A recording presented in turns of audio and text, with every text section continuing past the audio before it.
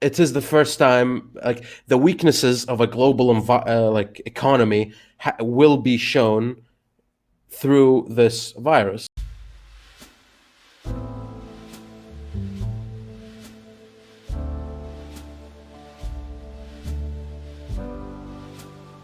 It started as a federal union, and therefore they're able to build it better. Again, let's switch gears and let's hear Yasha's opinion on this. I'd like to hear what he has to say.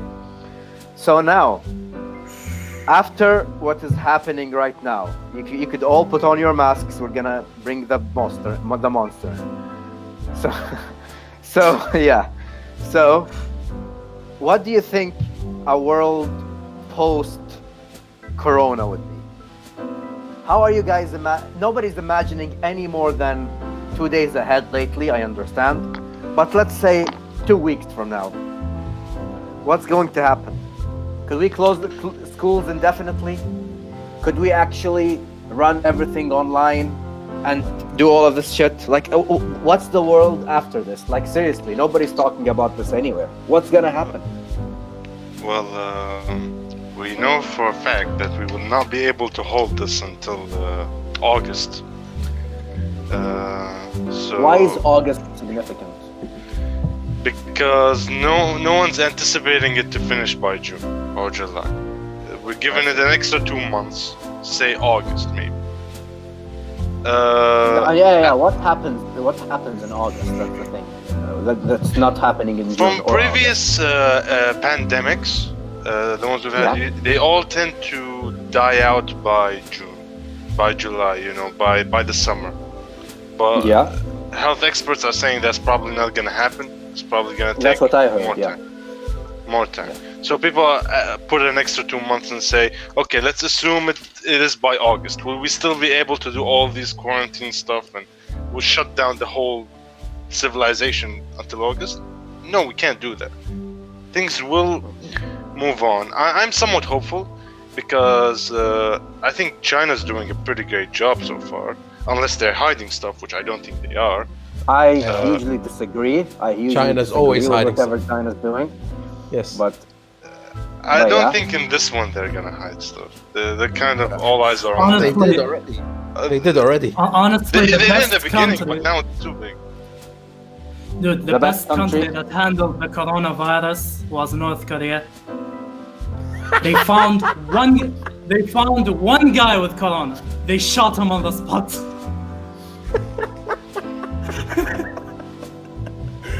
But after this is all done with, we're gonna have to deal with the economy. Then everything will be back to it's just that's the problem. No, it's not another pandemic because this is compared to the Spanish flu. There were, let's leave the Spanish flu aside. It killed so many people. Let's see this one. This one we're actually living it now. We're not reading about it. We're actually now going to write about it someday. So, the way I see it right now, how much could you strain countries' economies? Because, when you place a country on lockdown, not all countries are Kuwait. They're productive countries. When you place Kuwait under quarantine and you still operate the oil rigs, nothing changes in the country. You don't, I mean, still, like I'm saying, the shipping still comes in and stuff like that, Yeah. So, just taking that into consideration. But still, how much could countries like the US survive something like a complete lockdown? You could lock down Wuhan, no problem, but you're not locking down the whole of China. Who's going to feed China? Who's going to feed the US if you actually go into these measures? Should we operate on a minimum? Like we're doing right now? Is that sustainable? What we're doing right now? Is it sustainable for eight months? Or would the economies crash? Because I could see them, looking at the markets today, most companies are just not trading anymore. They're just like, fuck this, we're out today. That's it. Because of how low everything is now, how non-profitable anything that goes is. So, could we say, for example, this is gonna sound really shitty and people will cut this clip and make it a video or something. I'm gonna repeat whatever the Prime Minister said. Should they actually sacrifice a part of the nation for the sake of economical, not having a recession, for example, not having the markets crash, for example? Is this as important? People do not want to talk about this, and I understand. Yeah, and I understand why people would be very reluctant to comment on these things. But what I'm not saying every human life matters and everything like that. You have to plug in the right words here before I go to jail. So, could we trade that? The old and sick that we might not even be able to protect anyway, or just, running it the way it is and accepting the fact that there is going to be a recession and the economy is going to crash and we're going to recover. Yeah, you guys have them. That was a long introduction, but yeah, whatever. Honestly, I don't think that what you say is should piss off people. At least not me.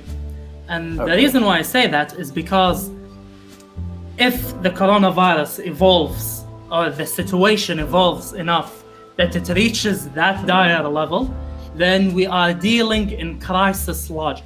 We're dealing in crisis time. And one way I view it, there is no winning in a crisis situation. It's just a matter of how do you want to lose. You will lose something. It's a crisis time. Everybody's a loser. It's like Les Mis, that play, if anybody watched it.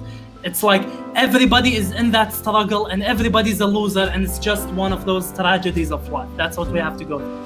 So they might resort to that, and if they do, honestly, I may be resentful, but I don't think I can blame them. It's a crisis situation. Yasha? Well, I definitely agree with the point that everyone's going to lose something.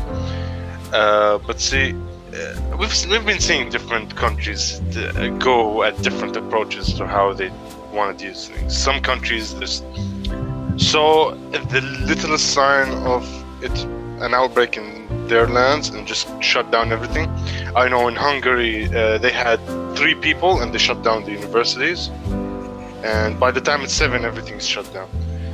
You have countries like the UK, which is trying to fix some muscles and be like, we're gonna do the herd immunity technique, and we're just gonna lock up the people who are in danger and leave the youth to start building some sort of immunity. And everyone's criticizing that in different ways. Some say, oh, your health system will not handle it, and some say it's a virus, you might not even get immunity to begin with if it mutates. Those are fair enough, but I think if at least one country is gonna do that, maybe we can learn something from that. Canada, I don't know what they're doing. I think Trudeau doesn't know what he's doing, but they're gonna do something. They're gonna do something, I hope. But regarding the recessions and the economy... You're being inclusive and welcome the disease in. Yeah, of course. Except the homeless, they can go die. Anyway.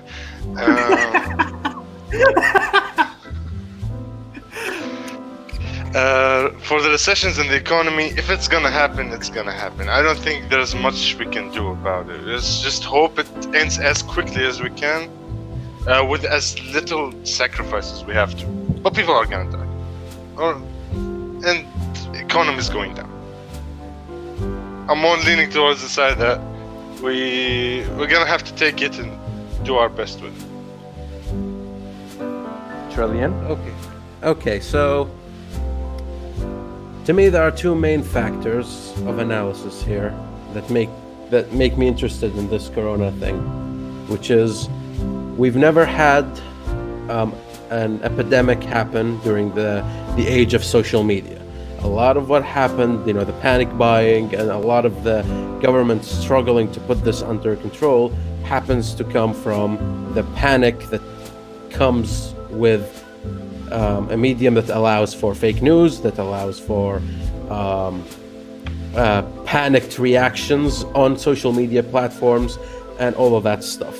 And because this is the first plague or the first pandemic we had during this era, I think it's of interest to analyze how the trends get controlled. For example, there's no pasta in the stores. There's no toilet paper, and that came a lot of people posting images of their local stores saying, "What the fuck? There's no toilet paper," making other people from other like the other side of the country who don't have that problem panic and go to their stores to get the toilet paper, and all of that happening. So it's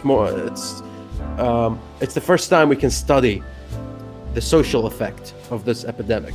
And again, a lot of people will die as a cause of this, but that's how everything was fixed. The safety features that came from buildings and high-rise buildings, the escape routes and all of that, happened because one place caught on fire and people couldn't escape, and they all died. And so these safety measures got included, so that tragedy never happens again. That's how we learn as people.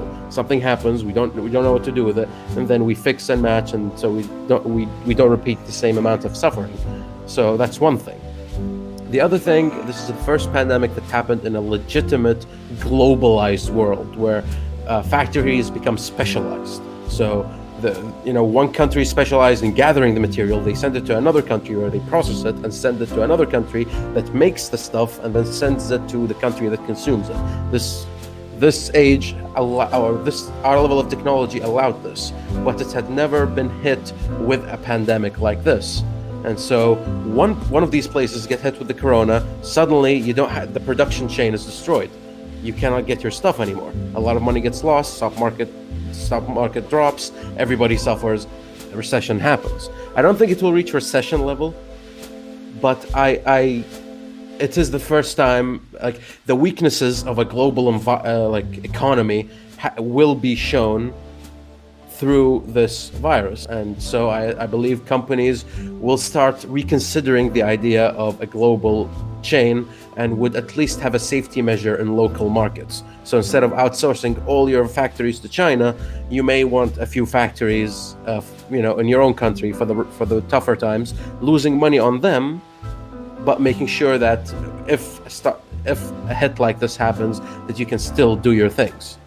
I also think that a virus like this will give will make countries consider more the idea of using the internet as means to upgrade our less than modern disciplines. So education, for one. A lot of people are going for online classes now. I don't see a reason why certain universities may not come back, or rather, to rephrase, would go back.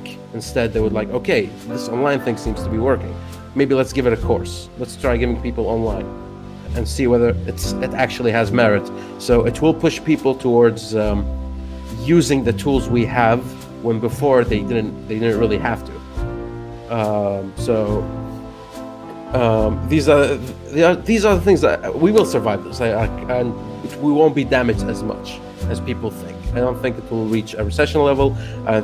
All it will really do long term is it will make people reconsider the reckless direction we took into an increasingly globalized and information-based world, and maybe either bringing up the things that are backwards and bringing down the things that are a bit too forward.